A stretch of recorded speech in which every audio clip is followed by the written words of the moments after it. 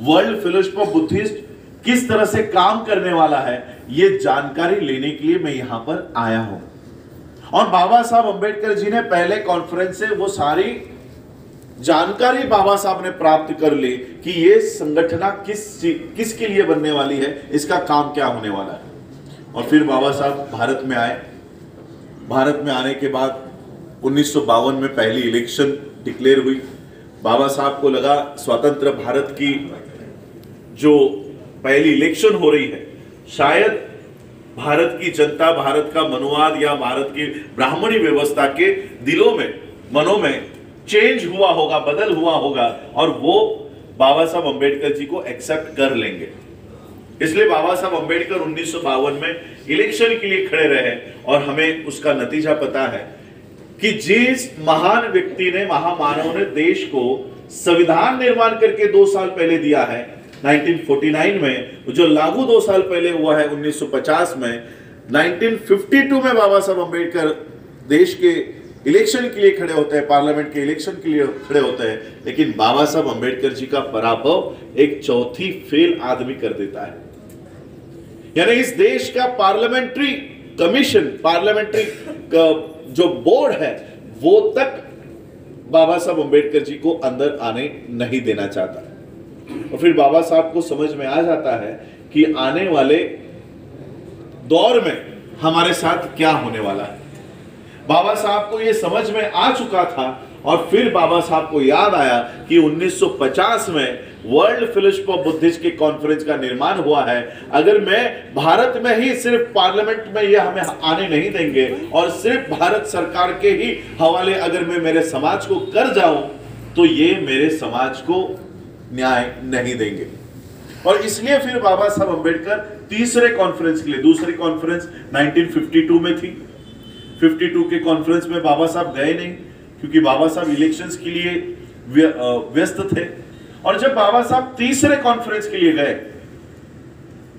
और वहां पर बाबा साहब अंबेडकर जी ने एग्रेसिवली, आक्रामक तरीके से अपनी बात रखी। बाबा साहब Ambedkar world fellowship of Buddhist की जो स्थापना 1950 में हुई, जिसमें 27 देश शामिल थे, 27 देशों ने मिलकर यह संगठन बनाया। वो संगठन 1954 में कुछ और देश उसमें शामिल हो गए और बाबा साहब अंबेडकर जी ने जब अपना भाषण किया तब बाबा साहब ने कहा कि आपका देश पहले से ही बौद्ध है, आपका देश पहले से ही उसमें बौद्ध संस्कृति है। अगर आपको कहीं काम करने की जरूरत है तो वो भारत में आकर काम करने की जरूरत है। आपको भारत को बौद्ध धर्म का मुख्य केंद्र बनाना होगा, केंद्र बिंदु बनाना होगा और मैं आपको आमंत्रण देता हूं कि आप भारत में आइए। बुद्ध धर्म का बाबा साहब अंबेडकर जी ने बुद्ध धर्म का प्रचार और प्रसार करने का केंद्र भारत को बनाने की बाबा साहब अंबेडकर जी ने वहां पर बात रखी और भारत में बुद्ध का धर्म कैसे पुनर्जीवित किया जा सके, इसका पूरा लेखा जोखा बाबा साहब अंबेडकर जी ने वहां पर बयान किया हुआ है। वो आज भी सिर्फ बौद्धों ने ही नहीं, हर बुद्धिस्ट ऑर्गेनाइजेशन को पढ़ना जरूरी है कि हमें किस दिशा में काम करना है। उसी समय बाबा साहब अंबेडकर जी ने त्रिशरण और पंचशील को, बाबा साहब ने कहा कि केवल त्रिशरण पंचशील काफी नहीं है, काफी नहीं है। भारत के संदर्भ में बाबा साहब कहते हैं only trisharan and panchsheel is not enough, there should be certain another points. और वो सर्टेन अनदर पॉइंट्स और कुछ नहीं, 22 प्रतिज्ञा है। ये 22 प्रतिज्ञा का इंट्रोडक्शन बाबा साहब अंबेडकर जी ने 1954 के कॉन्फ्रेंस में कर दिया था। और वहीं पर बाबा साहब अंबेडकर जी ने कहा कि जिस तरह से क्रिश्चियनों के पास बाइबल होता है, सिखों के पास गुरु ग्रंथ साहिब होता है, मुसलमानों के पास उनके कुरान होते हैं, उसी तरह से भारत के बौद्धों के पास भी एक बाइबल, उनका खुद का बाइबल होना जरूरी है। और वो बाइबल खुद बाबा साहब अंबेडकर तैयार कर गए और उसका नाम है the Buddha and his Dhamma. The Buddha and his Dhamma Baba Saheb ने खुद तैयार किया और बाबा साहब अंबेडकर जी ने धम्म दीक्षा के कार्यक्रमों का भी बाबा साहब अंबेडकर जी ने जिक्र किया, क्योंकि जो भी प्रथाएं है वो एक बौद्ध भिक्खु बनने के लिए है। लेकिन उपासक बनने की कोई प्रक्रिया नहीं थी।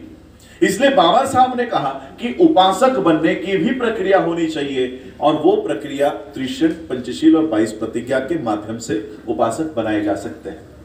तो ये पूरा ब्यौरा बाबा साहब अम्बेडकर जी ने वहां पर दिया। बाबा साहब दिसंबर 1950, नवंबर में, ये 1954 में कॉन्फ्रेंस हो रही थी। दिसंबर के पहले 2-4 तारीख को बाबा साहब भारत वापस आ गए, और फिर बाबा साहब को लगा कि वर्ल्ड के बुद्धिस्ट अगर भारत से जुड़ना चाहे तो वो कहां जाएंगे, वो किससे जुड़ेंगे, और इसलिए उनको जुड़ने के लिए भारत में एक प्लेटफॉर्म होना जरूरी है।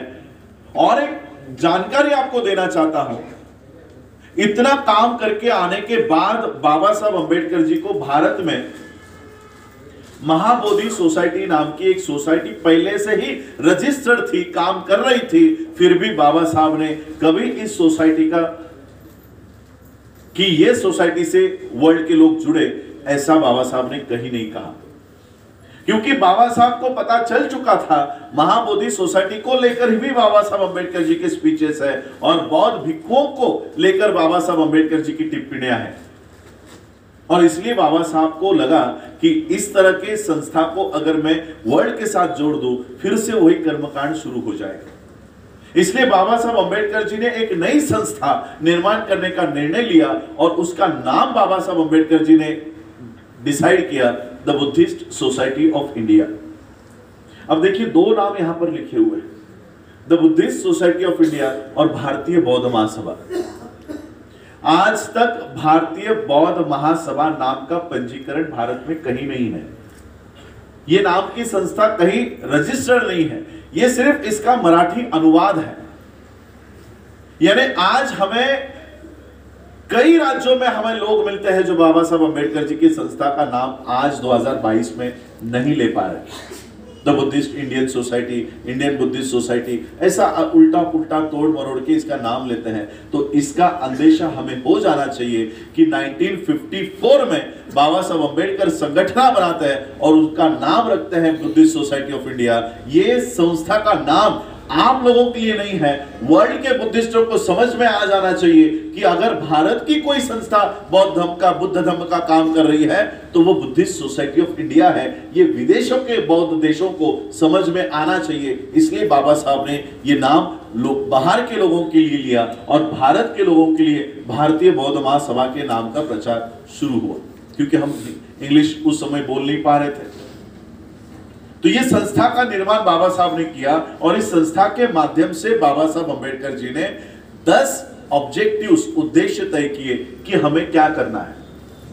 ये उद्देश्य आप लोगों को जानना बहुत जरूरी है कि हम इस संस्था में जुड़े किस लिए है, हमारा काम क्या है। बाबा साहब अम्बेडकर जी का पहला उद्देश्य है कि to promote Buddhism in India.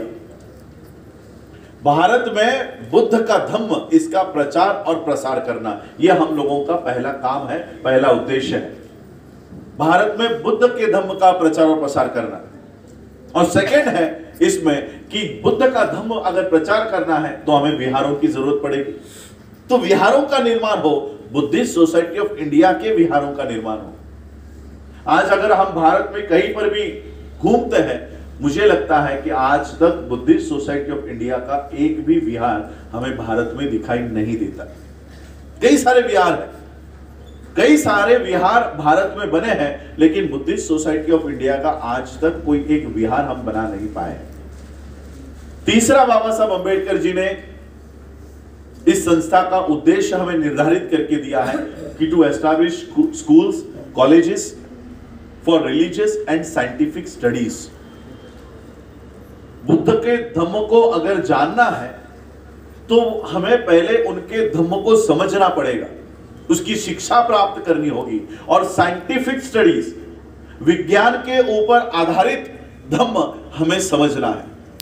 चौथा जो इसका उद्देश्य है कि to undertake comparative studies of all religions, यानी सिर्फ बुद्ध के धम्म को ही नहीं जानना है, हमें कंपेयर करने हैं अलग रिलीजन से। इस्लाम में क्या होता है, क्रिश्चियनिटी में क्या है, मनु का कानून, मनुस्मृति क्या है, हिंदुइज्म क्या है, ब्राह्मणिज्म क्या है, क्रिश्चियनिटी क्या है, ये सारा कंपैरेटिव एनालिसिस हमें बुद्ध के धम्म के साथ करना है। तो ये बाबा साहब अम्बेडकर जी ने ये संस्था हमें बना कर दी है, जिसके माध्यम से ये